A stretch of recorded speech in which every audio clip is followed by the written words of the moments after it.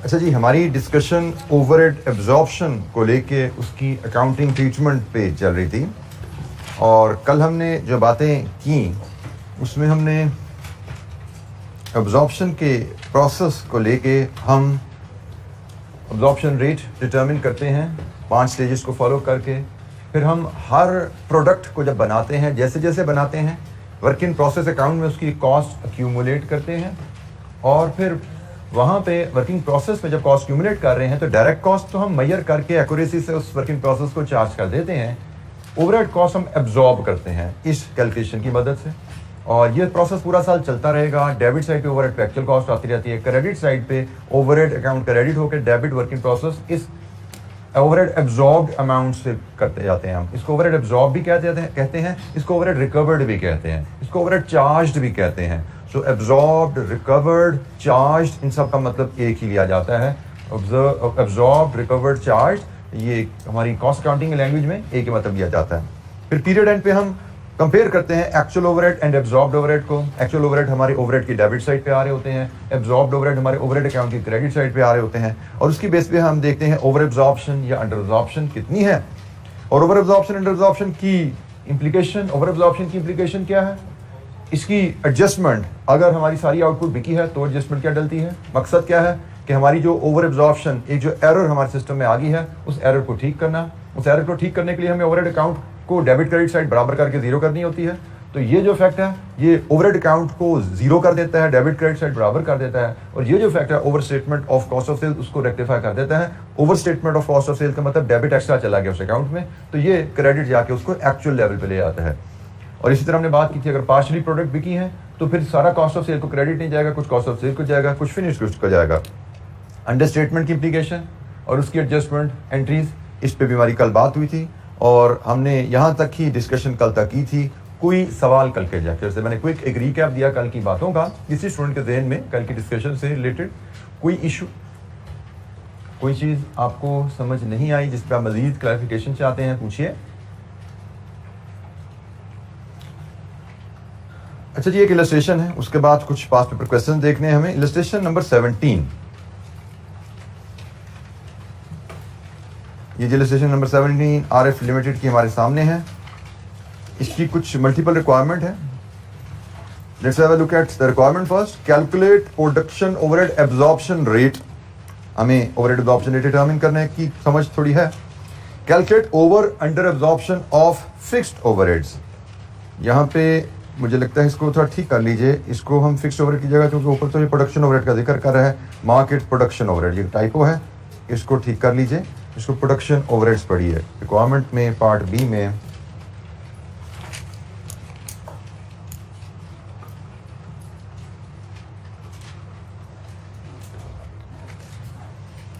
Part C में calculate the full product cost और part D में calculate the cost of sales. Production cost and cost of sales, इस पे production cost होती है cost of units produced, जो आपने गुड्स बनाई उनकी कॉस्ट, और कॉस्ट ऑफ सेल्स होती है जो यूनिट्स बेचे उनकी कॉस्ट। बनाया आपने 100 हैं, बेचे 50 हैं उसमें से, तो जारी बात है cost of goods manufacture production cost में 100 यूनिट्स की कॉस्ट आएगी और कॉस्ट ऑफ सेल्स में 50 यूनिट्स की कॉस्ट आएगी। अच्छा जी, जरा डाटा पढ़ते हैं फिर हम रिक्वायरमेंट को वन बाय वन एड्रेस करते हैं। RF limited manufactures and sales a range of products in its factory. Its budgeted production overheads for the year 2020 were 225,000 and budgeted direct labor hours were 75,000. So ये budgeted overhead आ गए, ये budgeted activity आ गई।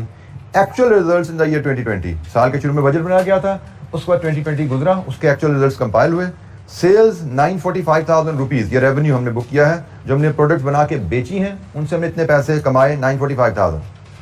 Direct material cost 195,000, direct labour cost 240,000, 60,000 hours काम हुआ, ये सारा actual data है। Production overhead actual incurred 2,10,000, administration overheads 1,05,000, selling and distribution overheads 1,35,000। There was no opening और closing inventory at the beginning और end of the year.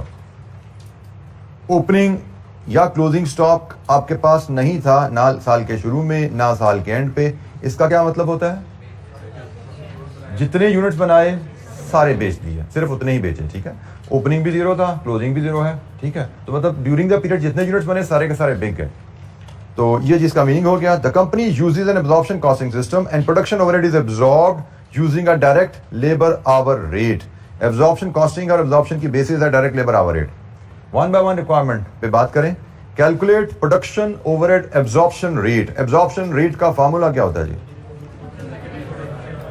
Overhead absorption rate का formula है, हमें पर लेबर आवर फार्मूला चाहिए। इसका formula होगा जी बजटेड ओवरहेड्स। कितने budgeted overheads? 225,000 divide with budgeted labour hours. 225,000 over 75,000 labour hours. Rate is ₹3 पर लेबर आवर। ये जी पहली रिक्वायरमेंट हमारी। हमें पहली रिक्वायरमेंट में चाहिए था part A production overhead absorption rate, तो एब्जॉर्प्शन रेट आ गया जी। दूसरी रिक्वायरमेंट हमारी है जी कैलकुलेट ओवर और अंडर एब्जॉर्प्शन। ओवर एब्जॉर्प्शन है या अंडर एब्जॉर्प्शन है, इस पे बात कीजिए। तो ओवर एब्जॉर्प्शन अंडर एब्जॉर्प्शन देखने के लिए हम दो चीजें देखते हैं, एक एब्जॉर्ब्ड ओवरहेड्स और इसको कंपेयर करते हैं हम एक्चुअल ओवरहेड्स से। एक्चुअल ओवरहेड क्वेश्चन में रेडीली अवेलेबल है। कितने जी? 2,10,000। और एब्जॉर्ब्ड ओवरहेड्स हम कैसे लेते हैं? एक्चुअल एक्टिविटी मतलब actual labour hours multiplied with overhead absorption rate. तो एक्चुअल लेबर आवर्स कितने हैं जी? क्वेश्चन में बताया गया है 60,000 और रेट है हमारा ₹3 पर लेबर आवर। तो एब्जॉर्ब्ड ओवरहेड्स 180,000 और हमारे ओवरहेड्स आर अंडर एब्जॉर्ब्ड और वो हैं जी अंडर एब्जॉर्ब्ड बाय 30,000। हमारा एक्चुअल ओवरहेड इनकर हुआ 210। हमने ओवरहेड जो एब्जॉर्ब किए एब्जॉर्प्शन प्रोसेस के थ्रू वो 180,000 था। तो हमारे overheads are under absorb by 30,000। This was the second requirement.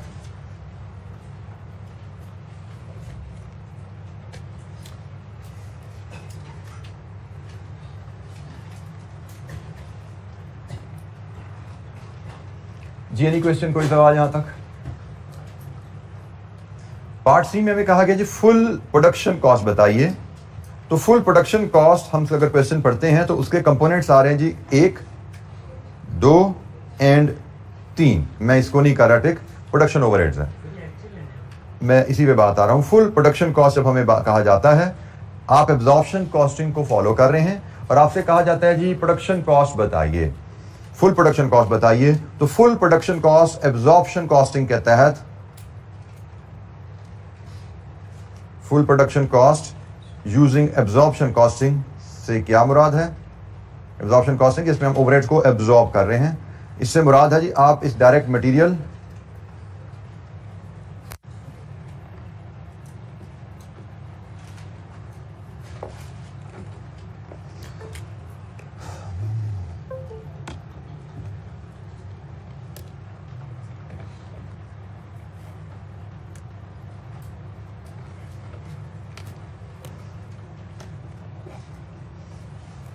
इससे मुराद है आप डायरेक्ट मटेरियल लें जो कि एक्चुअल कॉस्ट होती है। इससे मुराद है आप डायरेक्ट लेबर लें जो कि आप एक्चुअल बेसिस पे लेंगे और फिर आप प्रोडक्शन ओवरहेड्स लेते हैं।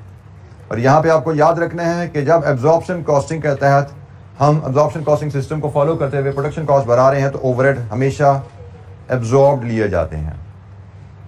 तो हमसे प्रोडक्शन कॉस्ट मांगी गई है तो हमने लेबर एक्चुअल कॉस्ट लेनी है। कितनी है जी एक्चुअल लेबर कॉस्ट? 195,000।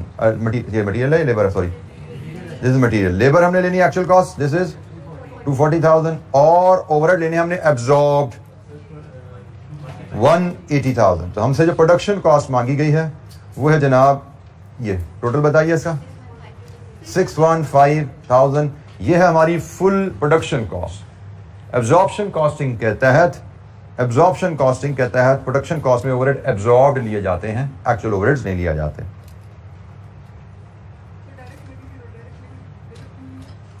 हमें प्रोडक्शन कॉस्ट कैलकुलेट करने को कहा गया बेटा, full production cost.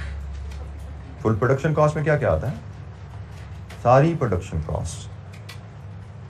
Production cost में डायरेक्ट भी आती हैं, इनडायरेक्ट भी आती हैं। क्या वो प्रोडक्शन कॉस्ट है? हम प्रोडक्शन कॉस्ट की बात कर रहे हैं। Non production cost are not our domain while calculating production cost. जी एनी क्वेश्चन, कोई सवाल?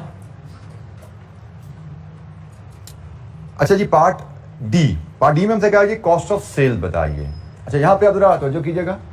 कॉस्ट ऑफ सेल्स हमने बात की कि जितने यूनिट्स हमने बनाए सारे बेच दिए। तो इसका मतलब जो यूनिट्स प्रोड्यूस की कॉस्ट है, यूनिट्स मैन्युफैक्चर की कॉस्ट है, this will all go to cost of sales. But हमने कल ही सीखा था कि कॉस्ट ऑफ सेल्स में ओवर अंडर एब्जॉर्ब भी जाते हैं। ओवर अंडर एब्जॉर्ब हो वो भी कॉस्ट ऑफ सेल्स में जाते हैं, ये हमने कल बात सीखी थी। तो हमारी जो कॉस्ट ऑफ सेल्स होगी वो होगी जी cost of goods manufacture and sold, वो 6,15,000 है। जो यूनिट्स बना के हमने बेचे उनकी कॉस्ट 6,15,000 है। अंडर एब्जॉर्ब्ड ओवरहेड की एडजस्टमेंट क्या होती है? कॉस्ट ऑफ सेल्स डेबिट होती है। इसका मतलब कॉस्ट ऑफ सेल्स में वो प्लस होंगे, क्योंकि cost of sales already cost है ना, ये तो ऑलरेडी डेबिट है। इसमें फर्दर आप अंडर एब्जॉर्ब्ड ओवरहेड्स भी डेबिट कर देंगे तो ऐड हो जाएगा। डेबिट वैल्यू में मजीद डेबिट आया तो ऐड होगा। तो जनाब 30,000 के आपके अंडर एब्जॉर्ब्ड ओवरहेड्स भी यहां पे ऐड होंगे और ये जनाब आपकी कॉस्ट ऑफ सेल्स बनेगी 645,000। This is your cost of sales. क्योंकि हमने सीखा था कि कॉस्ट ऑफ सेल्स में हम एडजस्टमेंट करते हैं अगर हमारे पास ओवर या अंडर एब्जॉर्ब की फिगर अवेलेबल हो। ओवर एब्जॉर्ब्ड ओवरहेड्स का मतलब होता है, ओवर एब्जॉर्ब्ड ओवरहेड का मतलब होता है कि कॉस्ट ओवर चार्ज हो गई है। तो ओवर एब्जॉर्ब्ड ओवरहेड कॉस्ट में से लेस होने होते हैं, क्रेडिट करने पड़ते हैं। और अंडर एब्जॉर्ब्ड ओवरहेड का मतलब है कि हमने कॉस्ट प्रोडक्शन को कम चार्ज की है ओवरहेड की मद में। तो under absorbed overheads cost of sales में ऐड होते हैं, डेबिट होते हैं। हमारे चूंकि सारे ही प्रोडक्शन बिक चुकी है तो सारे के सारे under absorbed overhead cost of sales में एडजस्ट हुए। अगर वो कहता आधी बिकी आधी पड़ी भी है तो हम यहाँ पे आधा इफेक्ट लाते हैं। ठीक है, ये हमने कल बात की थी जी। एनी क्वेश्चन, कोई सवाल? बेसिक इलस्ट्रेशन देखी हमने। पार्ट बी को लेजर बना के बिल्कुल दिखा सकते हैं। ओ काका, production cost, production cost, production cost, selling and distribution admin, क्या ये प्रोडक्शन कॉस्ट है? आपने काउंटिंग पढ़ ली है। कॉस्ट ऑफ सेल्स में सिर्फ आपको अगर प्रॉफिट एंड लॉस का फॉर्मेट याद हो, sales minus cost of sales gross profit, gross profit minus admin cost minus selling cost net profit. तो हमसे कॉस्ट ऑफ सेल्स मांगी गई है। कॉस्ट ऑफ सेल में सिर्फ प्रोडक्शन कॉस्ट आती है। फाइनेंशियल अकाउंटिंग में अगर नहीं बताया गया तो याद रखिएगा, कॉस्ट ऑफ सेल्स में जो sales minus cost of sales करके आप ग्रॉस प्रॉफिट कैलकुलेट कर रहे हैं। Cost of sales only include production cost. Gross profit आता है तो ग्रॉस प्रॉफिट सेल्स में से कॉस्ट ऑफ सेल लेस करने के बाद ग्रॉस प्रॉफिट आता है। ग्रॉस प्रॉफिट में से फिर एडमिन सेलिंग लेस होता है। फॉर एग्जांपल मुझे यहां पे कहा जाता है जी अब इसका पीएनएल भी बनाओ, रिक्वायरमेंट नहीं है लेकिन अब मैं आपके सामने, क्योंकि आपने क्वेश्चन किया है कि मैं पीएनएल भी बना देता हूं। अंडरस्टैंडिंग कि आप लोगों की अकाउंटिंग अभी कमजोर है, आप अभी सीख रहे हैं। Sales less cost of sales gross profit आएगा। ग्रॉस प्रॉफिट में से फिर हम लेस करते हैं ऑपरेटिंग एक्सपेंसेस, और ऑपरेटिंग एक्सपेंसेस में हमारे आते हैं एडमिन एंड सेलिंग, जो भी हेड्स हैं प्रोडक्शन के अलावा, और यहां से हमें फिर नेट प्रॉफिट मिलता है। तो ये हमारा कंप्लीट प्रॉफिट लॉस की प्रेजेंटेशन बनती है। पुटिंग इन द वैल्यूज, हमारी सेल्स हैं 945,000, हमारी कॉस्ट ऑफ सेल्स हैं 645,000, हमारा ग्रॉस प्रॉफिट आ रहा है 300,000, फिर हमारी एडमिन कॉस्ट हैं, एडमिन ओवरहेड्स कह लीजिए 1,05,000, हमारे सेलिंग एंड डिस्ट्रीब्यूशन ओवरहेड्स हैं 135,000। तो जनाब यहां से नेट प्रॉफिट बताइए 60,000। ये हमारा प्रॉफिट लॉस है। लेकिन हमारा स्कोप, कॉस्ट अकाउंटिंग का स्कोप सिर्फ यहां तक रहता है क्योंकि कॉस्ट ऑफ सेल्स में सिर्फ प्रोडक्शन कॉस्ट आती है और ये आपकी नॉन प्रोडक्शन कॉस्ट होती हैं। फिलहाल हमारा जो फोकस है वो प्रोडक्शन कॉस्ट के ऊपर है, जिसमें डायरेक्ट प्रोडक्शन कॉस्ट से भी हम डील कर रहे हैं और इनडायरेक्ट प्रोडक्शन कॉस्ट, जिसको प्रोडक्शन ओवरहेड कहते हैं, उससे भी डील कर रहे हैं जी। एनी क्वेश्चन, कोई सवाल?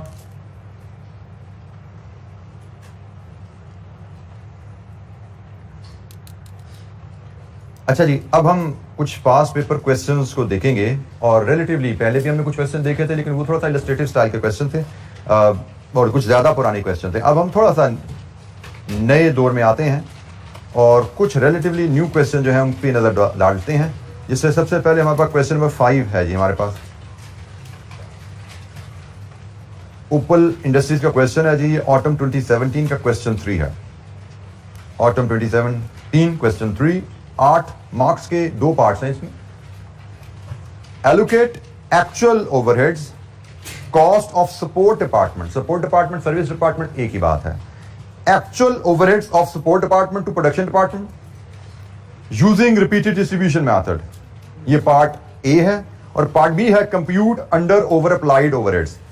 Under over applied, under over absorbed एक ही बात है। मैंने आपको शायद ये वर्ड बोल रहा था, एब्जॉर्प्शन, रिकवरी, चार्ज, अप्लाइड, चार टर्म्स होंगे यहाँ पर, ठीक है जी। चारों टर्म्स का मतलब एक ही है। I repeat, absorbed, charged, recovered, applied, ये चारों टर्म का मतलब एक ही है। यहाँ पे उसने अप्लाइड का वर्ड यूज कर लिया तो कोई बात नहीं।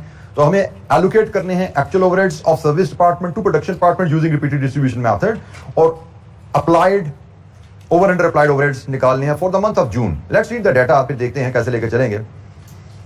Opal Industries Limited (OIL) produces various products which pass through processing, finishing and finishing department, दो डिपार्टमेंट से।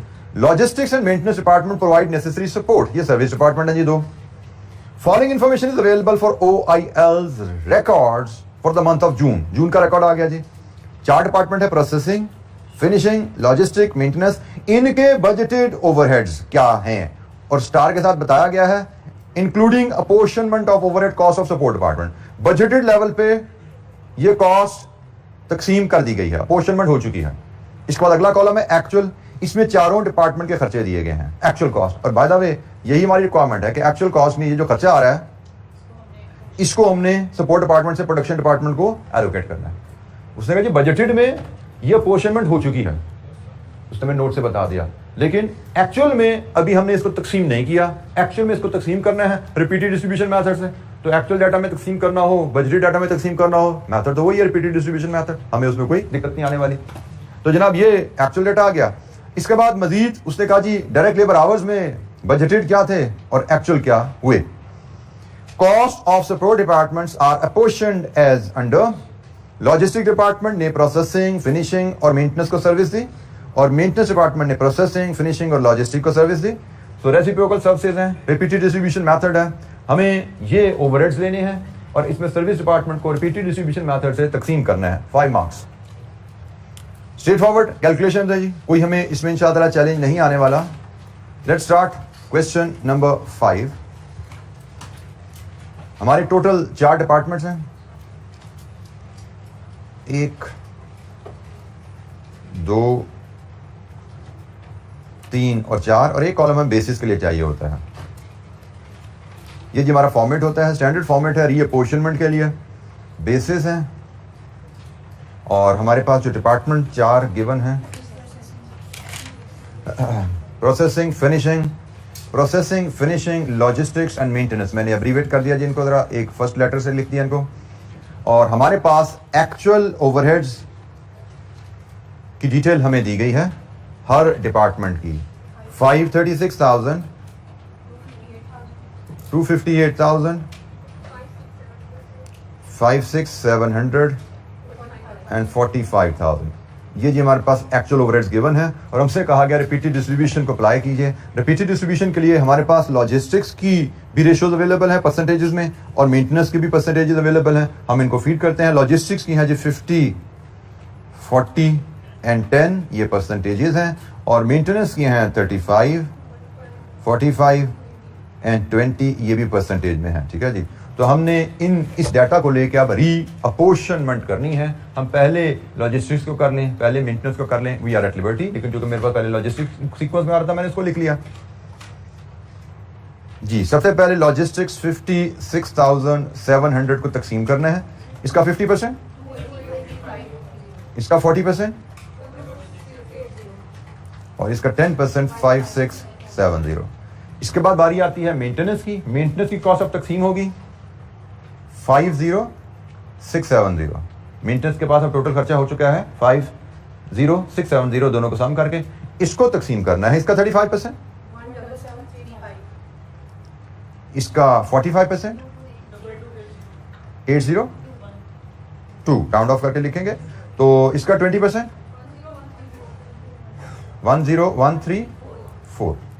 जी जी जी, एक डिस्ट्रीब्यूशन हमारी कंप्लीट हुई। हमने जो बात सीखी थी कि हम 3 डिस्ट्रीब्यूशन मैक्सिमम करेंगे, फिर लॉजिस्टिक्स एंड मेंटेनेंस, उसके बाद फिर लॉजिस्टिक्स एंड मेंटेनेंस, और यहाँ पे फिर हम लाइन ड्रॉ कर देंगे।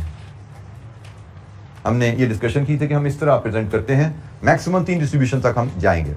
तो जनाब अब बारी है अगेन लॉजिस्टिक्स की, और 10134 को हमने तकसीम करना है, और यही बेसिस जो लिखी हुई है इसी को यूज़ करेंगे। 5067 40%, 4055 और 10% 1013। फिर मेंटेनेंस की बारी, मेंटेनेंस के हिस्से में अब 1013 कॉस्ट बची हुई है, इसको तकसीम करेंगे 1013 का 35%, ये रेशो लेके 355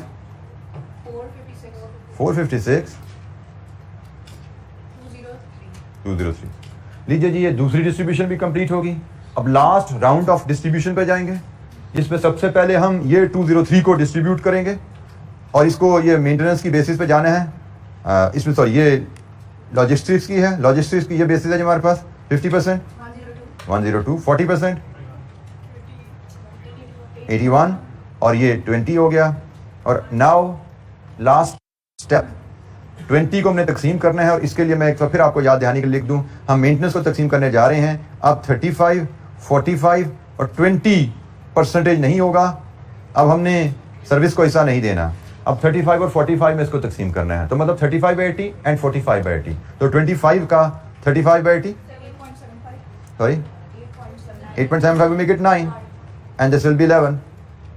20 का 45/80, ये 35/80 है, ये 45/80 है, 11 राउंड ऑफ करके 11। तो ये जनाब हमारा कंप्लीट हुआ।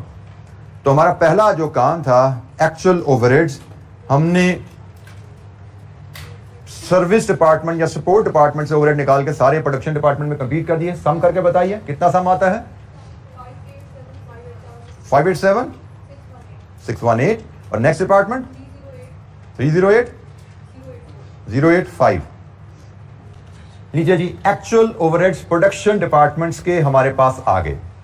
This was our first part A 5 marks के जी एलोकेट कीजिए सपोर्ट डिपार्टमेंट के ओवरहेड्स प्रोडक्शन डिपार्टमेंट्स को यूजिंग रिपीटेड डिस्ट्रीब्यूशन मेथड।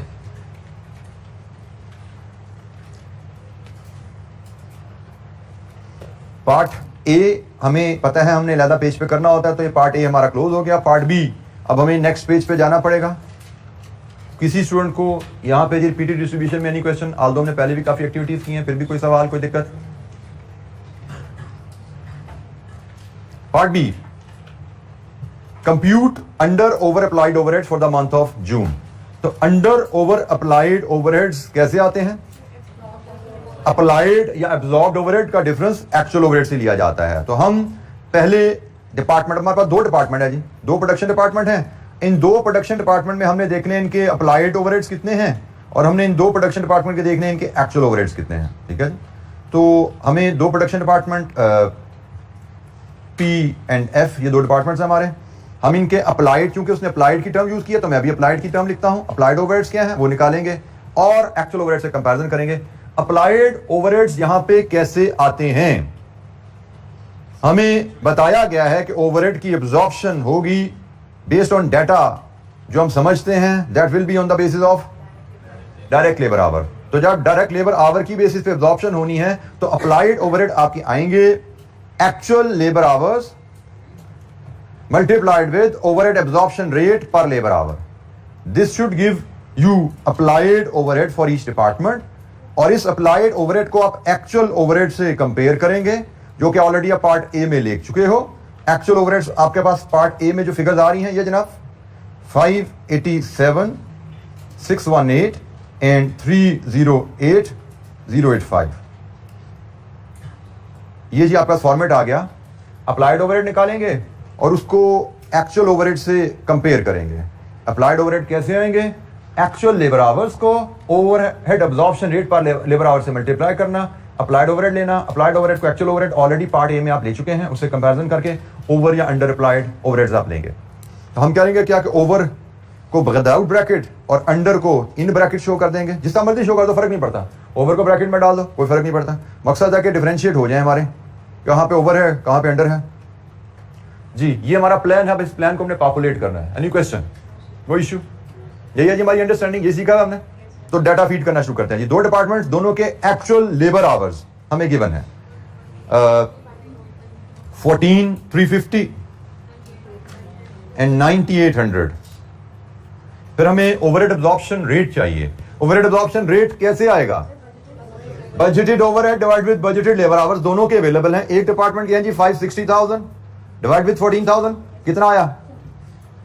₹40। और दूसरे डिपार्टमेंट के हैं जी 320,000 डिवाइड विद 10,000, 32। ये हम स्मार्टली वर्किंग यहीं पे प्रेजेंट करेंगे। हमें वर्किंग नंबर लिख के आगे ले जाकर टाइम लगाने की जरूरत नहीं है, जगह हमारे पास है। हमने यहीं पे दोनों कैलकुलेशन दिखा दी, budgeted overhead divide with budgeted labour hours. अब मल्टीप्लाई करेंगे इनको, 574,000 313600। ये जी अप्लाइड ओवरहेड्स हैं, ये एक्चुअल ओवरहेड्स हैं। यहां पे तो केस अंडर अप्लाइड का नजर आ रहा है। अंडर अप्लाइड है जी कितने? 13618। और यहां पे ओवर अप्लाइड का केस है कितना जी? 5515। लीजिए जी, we are done with part B as well. Overhead का question generally simple question, easy question समझा जाएगा अगर एग्जाम में आएगा, क्योंकि इसमें अगर रेपिटेटिव नेचर की कैलकुलेशन है, आपने 2 3 4 सवाल कर लिए हैं तो उससे बाहर चीज घूमती नहीं है। उसके बाद सिर्फ आपको सवाल ध्यान से पढ़ना है, क्योंकि जो भी टूल आपने अप्लाई करना है वो सिंपल होगा आपके लिए। सिर्फ होगा क्या, एग्जामिनर डाटा में कोई ट्रिक डाल देगा, जैसे अभी उसने कहा प्रोडक्शन नॉन प्रोडक्शन ओवरहेड डाल दिए तो कोई बच्चा उससे कंफ्यूज हो जाएगा, कोई डायरेक्ट लेबर डाल देगा तो उससे बच्चा कंफ्यूज हो जाएगा। इस तरह के ट्रिक्स ओवरहेड में कर सकते हैं, इसके अलावा ओवरहेड में कोई कॉम्प्लेक्सिटी नहीं है। स्ट्रेट फॉरवर्ड क्वेश्चन है, ये एग्जाम का प्रॉपर क्वेश्चन है। आगे भी हम 3 क्वेश्चन मजीद करेंगे, वो भी प्रॉपर एग्जामिनेशन लेवल क्वेश्चन है जो पिछले 5-7 साल में आए हुए हैं। आप उसे असेस कर सकते हैं कि स्टैंडर्ड एग्जाम में इन क्वेश्चन का बहुत ज्यादा हाई नहीं होता, क्योंकि इनमें रूम ही नहीं है टेस्टिंग का। आगे हमारे पास टॉपिक आएंगे जिनमें एग्जामिनर के पास रूम होता है क्वेश्चन चैलेंजिंग बनाने का, वहां पे हम ज्यादा चैलेंजिंग क्वेश्चन भी देखेंगे। बट इधर अगर आपने इलस्ट्रेशंस अच्छी की हुई है, रिवीजन उनकी रीडिंग आपने नोट्स की अच्छी की हुई है, तो किसी एग्जाम लेवल क्वेश्चन में आपको इंशाअल्लाह कोई प्रॉब्लम नहीं आने वाली, provided you read the question carefully. तो यहां पे कोई इशू चीज सवाल में, हमारा सवाल शायद कंप्लीट हो गया, उसने यही मांगा था हमसे पार्ट बी में।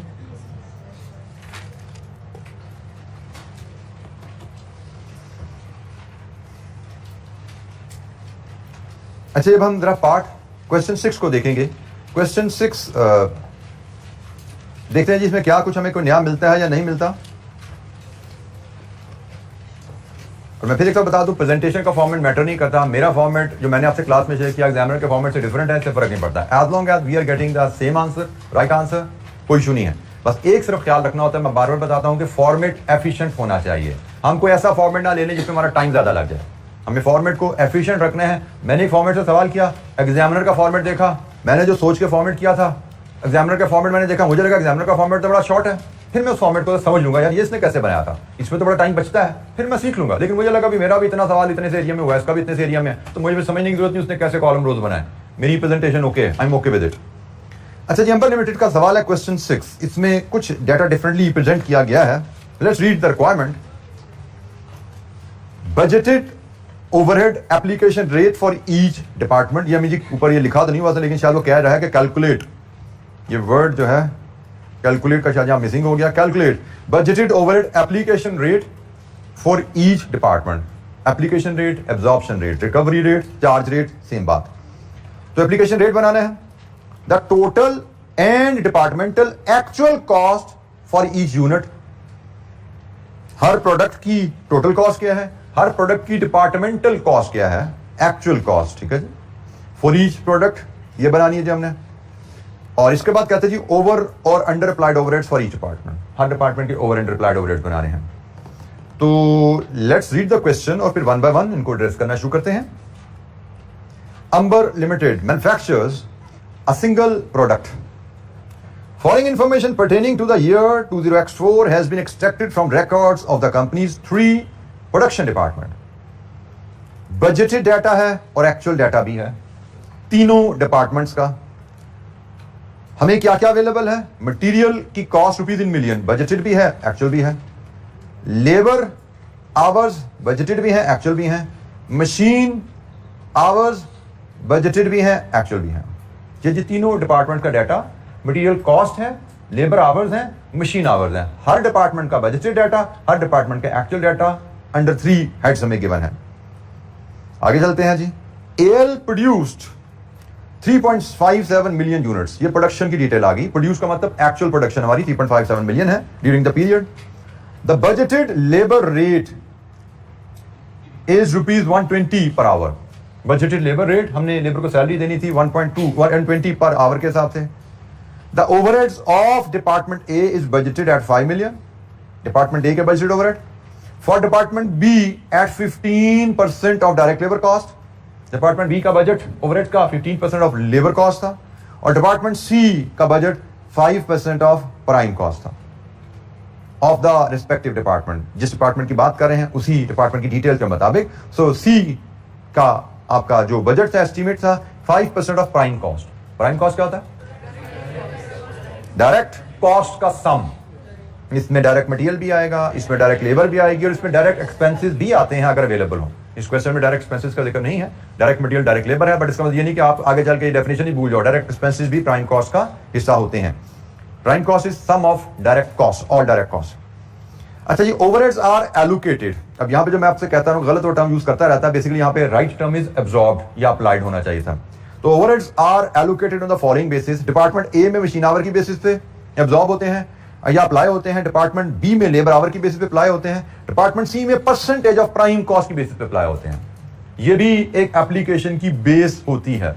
मैंने, अगर आपको याद हो, जब हमने एब्सॉर्प्शन रेट की स्लाइड खोली थी उसमें 5 बेसिस लिखी थी। मैंने 2 कहा था भी होल्ड कर लो, आगे चल के आ जाएंगे, फिर बात कर लेंगे उस पर। 3 को हम डिस्कस करके चलते आ रहे हैं। तो उन 2 में से एक बेस ये थी, as the percentage of prime cost. इसकी एप्लीकेशन लेंगे तो 5वीं बेस आपको खुद बहुत समझ आ जाएगी वो क्या थी। कभी पढ़ोगे जाकर रिवीजन में तो आपको कोई दिक्कत नहीं होगी उसको पढ़ते हुए।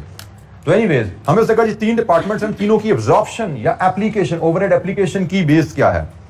देयर वाज नो बिगिनिंग और ending inventory in any of the production department. इसका मतलब वही होता है जो हमने पहले डिस्कस किया, जितनी प्रोडक्शन सारी बिकी। अब हमें इस इंफॉर्मेशन की जरूरत है या नहीं है, ये तो हम रिक्वायरमेंट को एड्रेस करने निकलेंगे तो पता लगेगा। तो सबसे पहले हम बात शुरू करते हैं जी पार्ट ए पे, budgeted overhead application rate. Department A का मशीन आवर बेसिस पे, डिपार्टमेंट बी का लेबर आवर बेसिस पे, डिपार्टमेंट सी का percentage of prime cost basis पे रेट हमें डिटरमिन करना है। तो let's start with department A. हम क्वेश्चन नंबर 6 पार्ट ए की बात कर रहे हैं। हमें ओवरहेड एप्लीकेशन रेट डिटरमिन करने को कहा गया है पार्ट ए में। और overhead application rate department A का किस बेसिस पे है जी? मशीन आवर बेसिस पे। तो हमारा फार्मूला हो रहेगा इसका budgeted overheads divided with budgeted machine hours. तो जनाब देखिए, ये इंफॉर्मेशन डिपार्टमेंट ए की हमें कितनी आसानी से अवेलेबल है। ये तो काफी आसानी से अवेलेबल है। डिपार्टमेंट ए के बजटेड ओवरहेड टेबल के नीचे सेकंड लाइन में आ रहे हैं 5 मिलियन। और डिपार्टमेंट ए के budgeted machine hours, department A budgeted machine hours 400,000। बिल्कुल ठीक है जी, 400,000 मशीन आवर्स। तो यहां से रेट बता दीजिए, 12.50 पर मशीन आवर। लीजिए जी, पार्ट ए का एक हिस्सा हो गया, डिपार्टमेंट ए का एप्लीकेशन रेट आ गया। डिपार्टमेंट बी जी, यहां पे कोई सवाल किसी बच्चे के ध्यान में? डिपार्टमेंट बी की बेसिस क्या जी? Labour hours.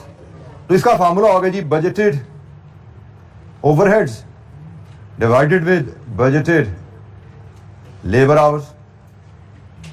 Budgeted labour hours तो रेडीली अवेलेबल है यहां पे। डिपार्टमेंट बी के बजटेड लेबर आवर्स 500,000, ये डिपार्टमेंट बी के बजटेड लेबर आवर्स अवेलेबल हैं। और डिपार्टमेंट बी के बजटेड ओवरहेड्स क्या हैं? उसने कहा जी 15% ऑफ लेबर कॉस्ट। और जनाब हम चूंकि बजटेड ओवरहेड्स की बात कर रहे हैं तो 15% ऑफ लिखा नहीं उसने, but it is understood budgeted labour cost. ठीक है, ये अंडरस्टूड है क्योंकि हम बजट बना रहे हैं ना। तो बजट लेवल पे हम लेबर कॉस्ट की जब बात कर रहे हैं तो बजटेड लेबर कॉस्ट की बात करेंगे, क्योंकि बजट तो पीरियड पीरियड से पहले बनता है। तो जब बजट में आप अंदाजा लगा रहे हो ओवरहेड की बात में कितना खर्चा होगा, तो आपको सिर्फ बजटेड लेबर कॉस्ट अवेलेबल होती है। एक्चुअल लेबर कॉस्ट तो साल पीरियड के एंड पे मिलती है ना। तो यहाँ पे लिखा नहीं, बट इट इज अंडरस्टूड कि 15% ऑफ बजटेड लेबर कॉस्ट। तो अब बजटेड लेबर कॉस्ट कहां से आएगी?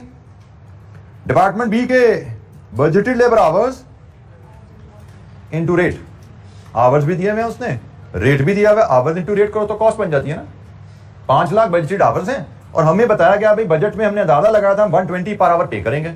तो 5 लाख इंटू 120 ये हमारे बजटेड लेबर कॉस्ट बनती है। तो जनाब बजटेड ओवरहेड्स की कैलकुलेशन जो मुझे नजर आएगी यहाँ पे 5 लाख इंटू 120, ये तो लेबर कॉस्ट है। ओवरहेड कितने हैं? 15%. तो ये जनाब budgeted overheads divided with budgeted labour hours. So what is the rate? Rupees 18 पर मशीन पर लेबर आवर. सॉरी जी, पर लेबर आवर. जी बेटा हाथ खड़ा करके सवाल पूछिए. बेटा सवाल पढ़िए. उसने सवाल में आपको कहा है डिपार्टमेंट बी के बजटेड ओवरहेड 15% लेबर कॉस्ट के बराबर है. तो डिपार्टमेंट बी की जो बजटेड लेबर कॉस्ट है वो कितनी है? 5 लाख इंटू 120 और ओवरहेड इसके 15% है. तो ये बजटेड ओवरहेड आ गए. Budgeted overhead divide with budgeted labour hours.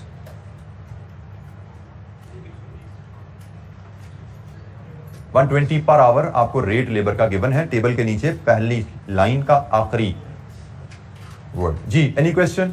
5 lakh budgeted labour hours हैं, 120 रुपए पर आवर बजटेड कॉस्ट है. तो ये टोटल बजटेड लेबर कॉस्ट बन गई पूरे पीरियड की. इसका 15% हमारे बजटेड ओवरहेड्स हैं क्वेश्चन में जो गिवन है.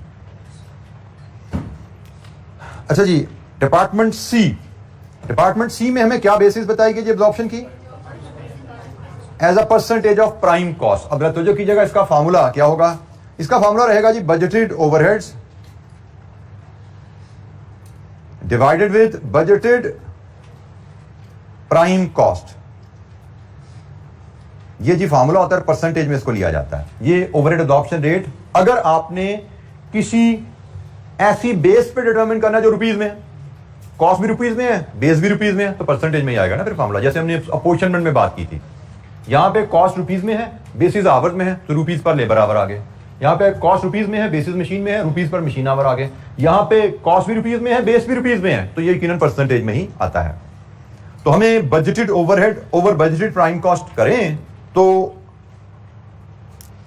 हम यहां से रेट डिटरमिन कर सकते हैं. लेकिन इस क्वेश्चन में एग्जामिनर ने ये रेट ऑलरेडी हमें दिया हुआ है. We don't have to calculate it. उसने क्वेश्चन में हमें दिया हुआ है. उसने कहा जी आपका डिपार्टमेंट सी में 5% ऑफ प्राइम कॉस्ट, ओवरहेड आपका 5% ऑफ प्राइम कॉस्ट होता है. अगर तो उसने ये रेट ना दिया होता, उसने हमें बताया होता कि डिपार्टमेंट सी में इतने ओवरहेड्स लगेंगे और इतनी प्राइम कॉस्ट लगेगी बजटेड, तो हम रेट निकाल लेते. Budgeted overhead divide with budgeted prime cost. अब उसने हमें रेट ही ऑलरेडी दे दिया. ठीक है, तो हमें ये कैलकुलेशन परफॉर्म करने की जरूरत नहीं है. फार्मूला सिर्फ मैंने आपकी लर्निंग के लिए लिखा है, otherwise rate is given in the question. अब ये हमारा पहला पार्ट कंप्लीट हुआ. बजट ओवरहेड एब्जॉर्प्शन रेट यहां पे क्या होगा? अप्लाई कैसे करेंगे? जब प्रोडक्ट पे डिपार्टमेंट ए पे जितने मशीन आवर लगे, प्रोडक्ट की machine hours into rate overhead absorption.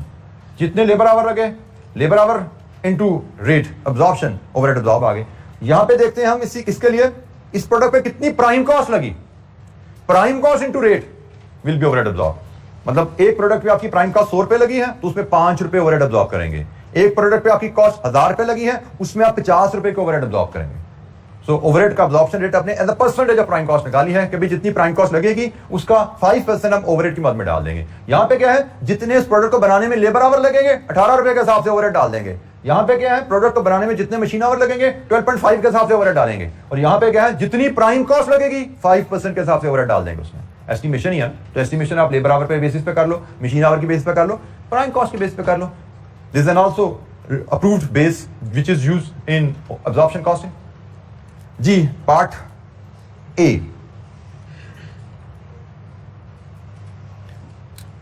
अच्छा जी, अब आइए पार्ट बी पे. पार्ट बी में उसने हमसे क्या मांगा जी? Total and departmental actual cost for each unit. मतलब प्रोडक्ट एक ही बना रहे हैं, तो बेसिकली प्रोडक्ट कॉस्ट को आपने 3 हिस्सों में बनाना है डिपार्टमेंट वाइज. हमें जो डाटा गिवन है टोटल कॉस्ट की बात कर रहा है. टोटल भी चाहिए और डिपार्टमेंट वाइज भी चाहिए और पर यूनिट भी चाहिए. तो इसका डाटा हम कुछ इस तरह अरेंज कर सकते हैं. हमें 3 डिपार्टमेंट्स हमारे पास हैं.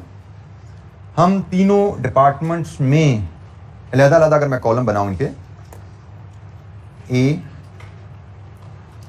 B C, format is important. अगर आप फॉर्मेट बना लेते हैं सोच के तो फिर आपके लिए डाटा उसमें अरेंज करना आसान हो जाता है.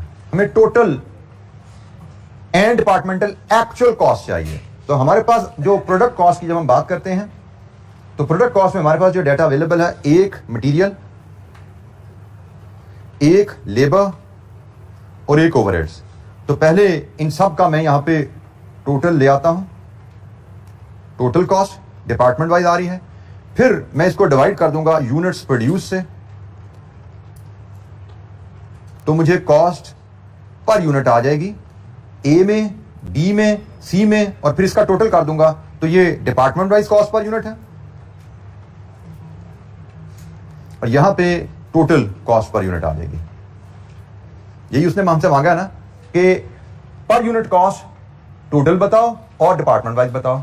तो डिपार्टमेंट वाइज कॉस्ट मेरे पास आ रही है जनाब, यहां पे हर डिपार्टमेंट में ए में, बी में, सी में पर यूनिट कॉस्ट कितनी लगी, total cost divide with unit produce, और जब मैं हर डिपार्टमेंट में जो कॉस्ट लगी उसका सम कर दूंगा तो मेरे पास टोटल कॉस्ट पर यूनिट आ जाएगी। तो department wise cost per unit और टोटल कॉस्ट पर यूनिट, ये दो चीजें उसने हमसे मांगी हैं। तो इस टेबल को पॉपुलेट करेंगे, एंड में हमारे पास डाटा आएगा, और इस टेबल को पॉपुलेट करने में यूनिट प्रोड्यूस तो मेरे पास सबसे पहले रेडीली अवेलेबल है। यूनिट प्रोड्यूस उसने मुझे मिलियन में बताए हैं 3.57, और एक प्रोडक्ट तीनों डिपार्टमेंट से गुजर के बनती है, हम तो एक ही प्रोडक्ट बनाते हैं, तो इसका मतलब तीनों डिपार्टमेंट में 3.57 मिलियन यूनिट्स पे काम हुआ ना।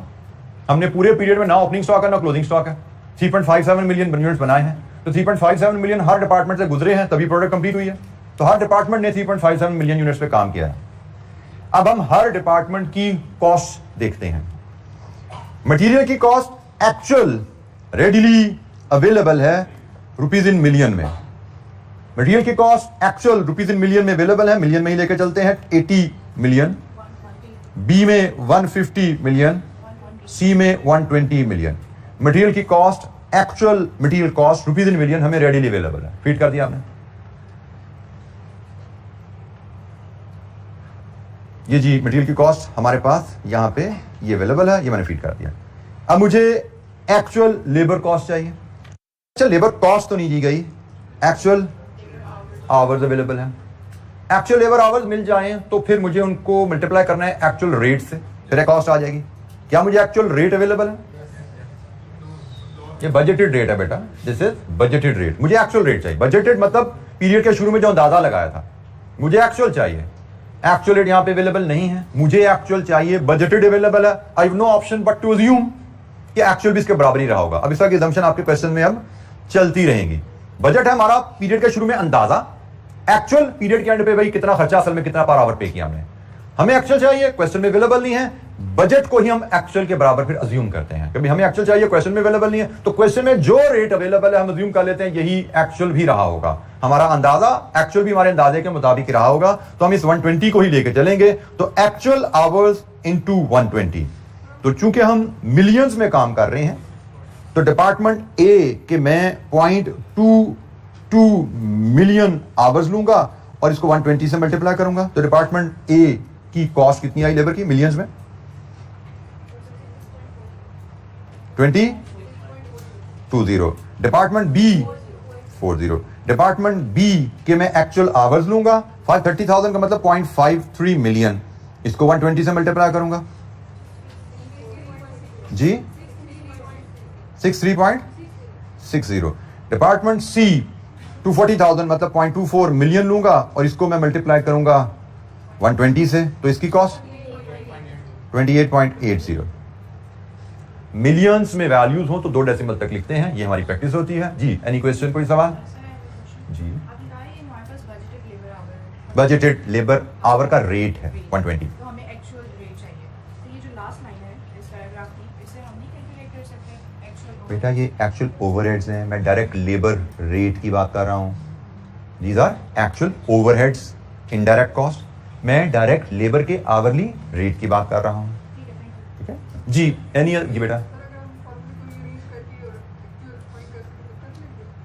बेटा अगर फाइंड कर सकेंगे तो जरूर करेंगे हम। अगर हम कर सकें, इफ डाटा परमिट्स कि आप एक्चुअल रेट क्वेश्चन से निकाल सके तो निकालेंगे, उसके मार्क्स होंगे आपके लिए बेटा। बट यहाँ पे there is no such data कि आप यहाँ से एक्चुअल लेबर का रेट निकाल सको। There is no such data कि आप एक्चुअल लेबर का रेट निकाल सको, इसलिए हमने अज्यूम किया अगर डाटा है तो उसके एग्जामिनर ने मार्क्स रखे होंगे, 1 नंबर 2 नंबर उसके होंगे कि एक्चुअल रेट आप कैसे निकालोगे, किस डाटा को यूज करके निकालोगे। बट यहाँ पे ऐसा कोई डाटा नहीं है जहां से आप एक्चुअल लेबर कॉस्ट डिटरमिन कर सकें। अच्छा जी, अब बात आई ओवरहेड्स पे। अब यहाँ पे आपकी तवज्जो चाहिए। अभी थोड़ी देर पहले मैंने आपसे बात की थी कि जब एब्जॉर्प्शन कॉस्टिंग यहाँ पे आप फॉलो कर रहे हो, यहाँ पे एब्जॉर्प्शन कॉस्टिंग फॉलो कर रहे हैं ना, जब आप एब्जॉर्प्शन कॉस्टिंग फॉलो कर रहे हो, आपसे कहा जाए प्रोडक्शन कॉस्ट निकालो, तो आप ओवरहेड कौन से लेते हो? एक्चुअल या एब्जॉर्ब्ड? एब्जॉर्ब्ड। जब आप एब्जॉर्प्शन कॉस्टिंग फॉलो कर रहे हो, आपसे कहा जाए प्रोडक्शन कॉस्ट निकालो, तो आप ओवरहेड एब्जॉर्ब्ड प्रोडक्शन कॉस्ट में ऐड करते हैं। लेकिन यहां का क्वेश्चन आप ध्यान से जब पढ़ते हैं तो यहां पे उसने आपसे प्रोडक्शन कॉस्ट निकालने को नहीं कहा, उसने आपसे एक्चुअल कॉस्ट निकालने को कहा है। तो जब एग्जामिनर ने लिख दिया एक्चुअल कॉस्ट, तो फिर अपनी फनकारी नहीं लगानी। वो हमें पता है कि वो कहेगा सिर्फ कॉस्ट, कहता है ना कि एब्जॉर्प्शन कॉस्टिंग कहता है सिर्फ कॉस्ट निकालो या प्रोडक्शन कॉस्ट निकालो, तो फिर हमने ओवरहेड एब्जॉर्ब डाल लेते। लेकिन उसने कहा है एक्चुअल कॉस्ट निकालो, तो अब हमने ओवरहेड एब्जॉर्ब यहां पे नहीं डालने। अगर ये वर्ड यहां पे मिसिंग होता तो मैं उस डिटेल में ओवरहेड एब्जॉर्ब लेता, लेकिन इस वर्ड के आने के बाद मैं उस डिटेल में एक्चुअल ओवरहेड्स लूंगा, और एक्चुअल ओवरहेड्स मुझे गिवन है। तो जनाब बताइए, डिपार्टमेंट ए के actual overheads 5.35 million, department B 8.9, department C 7.45। Sum कीजिए डिपार्टमेंट ए की टोटल कॉस्ट, ये टोटल एक्चुअल कॉस्ट है जी, 111.75, बी 222.50, 156.25। अब इनको रिस्पेक्टिव यूनिट से डिवाइड कीजिए, डिपार्टमेंट वाइज कॉस्ट आएगी, ये अब रुपीज में आएगी, क्योंकि ये भी रुपीज इन मिलियन है, ये भी यूनिट्स इन मिलियन है, तो मिलियन मिलियन से डिवाइड होगा, आंसर आपका रुपीज में आने वाला है। तो बोलिए जनाब, रुपीज में 31.30, 62.832 जी। नेक्स्ट 7 सम कीजिए, this is your total cost per unit.